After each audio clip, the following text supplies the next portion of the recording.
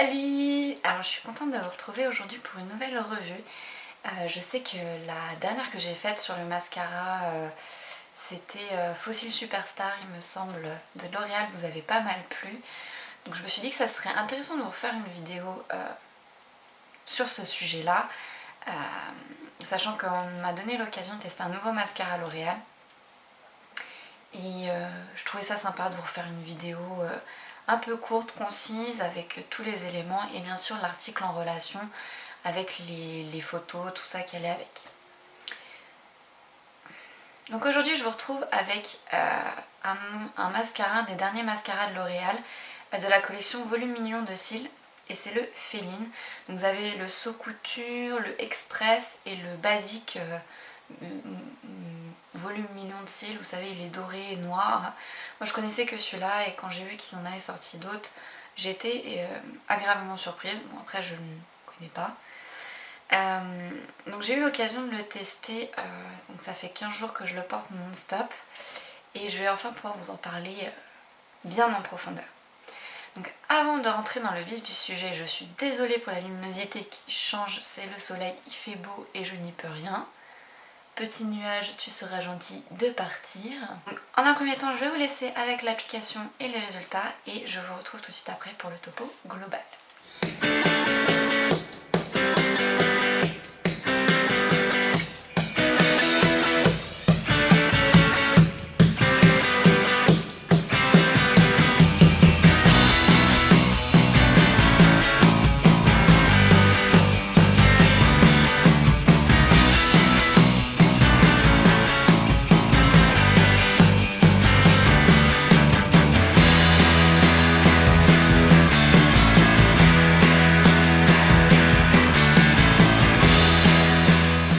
Voilà, vous avez vu le résultat, donc c'est un mascara qui allonge vachement l'extérieur des cils.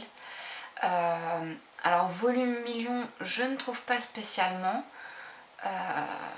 C'est pas le mascara qui va vous donner le plus de volume de la terre, mais vraiment structurer vos cils de façon à ce qu'ils soient vraiment déployés sur les coins externes et plus travailler finement sur l'intérieur. Commencer avec le packaging quand même. Je le trouve pas exceptionnel comme l'autre, mais beaucoup plus sympathique on va dire que le dernier que je vous ai présenté.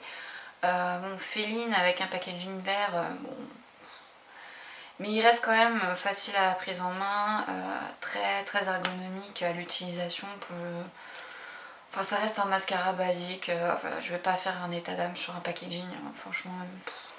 Le nom est facile à lire et ce que j'ai apprécié de trouver dessus, je vous ferai un close-up, c'est en fait le système d'essorage de la brosse qui vous est expliqué.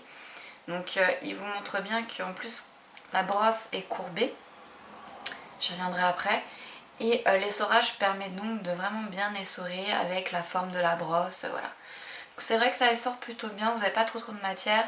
Bon, pour moi il en reste toujours trop pour la première couche, car à la première couche, moins vous mettez de matière mieux c'est, parce que c'est celle qui va vraiment structurer vos cils, c'est-à-dire bien les séparer tout ça, pour préparer aux couches suivantes et avoir un truc vraiment avec un joli rendu. Donc la brosse, elle est, hop, vous le voyez, je ferai un close-up de toute façon. Elle n'est pas droite, donc elle est légèrement incurvée, avec des picots silicone dans la courbure beaucoup plus long que sur les externes et l'intérieur de la courbure, ce qui permet donc du coup de travailler les cils externes pour qu'ils soient plus, enfin qu'ils vous donnent un regard de félin. Du coup j'aime bien la brosse, elle est assez sympa, j'étais agréablement surprise quand je l'ai vue, j'ai fait ah, parce que l'autre mascara que j'avais montré c'était une brosse avec les, c'est pas des poils carbone, mais vous voyez c'est les brosses classiques de mascara qu'on a toujours eu.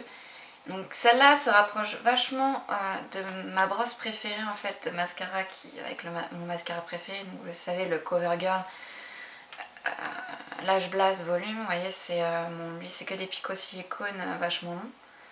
Donc je me suis dit bon bah ça se trouve je vais aimer la brosse.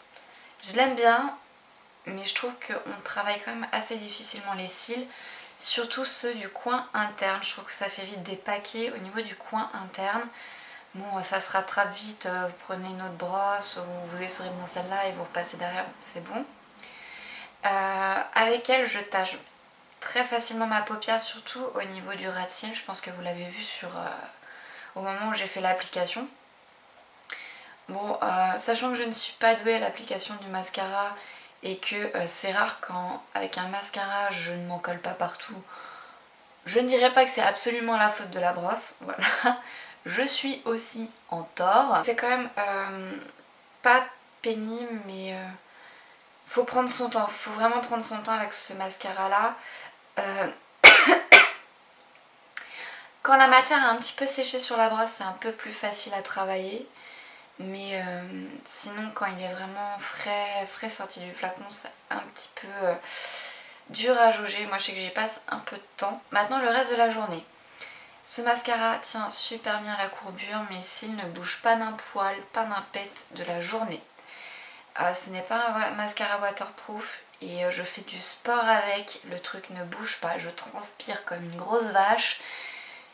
Ça ne bouge pas, enfin franchement je suis hyper contente, enfin je sais qu'avec celui-là je suis tranquille pour la journée, sauf quand vient le moment de démaquiller. J'utilise l'huile démaquillante de Mixa, donc qui démaquille super bien le maquillage, qu'il soit waterproof, enfin j'ai aucun souci avec cette huile, mais avec ce mascara, c'est un calvaire. J'ai l'impression qu'il accroche vachement dans les cils et que j'arrive pas à l'enlever. Et je suis obligée de me rincer et de me repasser de l'huile au moins 2 ou 3 fois parfois pour enlever tous les résidus de mascara que j'ai sur les cils. Alors c'est pas un waterproof donc je suis vachement étonnée. Il tient super bien la route. À moins vous êtes tranquille pour la journée, mais sachez que le soir vous allez galérer pour le démaquiller. C'est le seul point négatif mais qui est en même temps positif que j'ai trouvé. On va dire que faut le savoir, c'est tout, faut s'y attendre. Mais sinon il tient super bien la route. C'est un mascara dans lequel j'ai toute ma confiance. Donc il bouge pas, j'ai pas de chute sous les yeux, ça vient pas tacher sous mes paupières. Donc je vous reconseille quand même vivement ce mascara.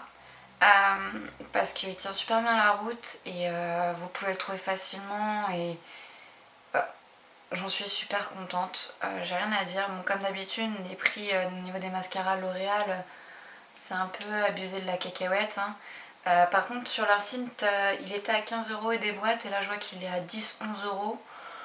Bon, je trouve ça quand même. Bon, je vais pas revenir, je vous l'ai dit dans la dernière vidéo. Je trouve que. Bon, 15 €, non, 10 €. Bon. Vous aurez l'article relié en barre d'infos pour voir en plus en fixe l'image de la brosse, le résultat avant-après au niveau des cils. Sur ce, j'espère que cette vidéo vous a plu. N'hésitez pas à me dire en commentaire si vous l'avez essayé, vos avis dessus, pour positif, pour négatif. Vos petites techniques pour par exemple l'application, qu'elle soit beaucoup plus facile, parce que je vous avoue quand même que je galère un petit peu à l'appliquer le matin.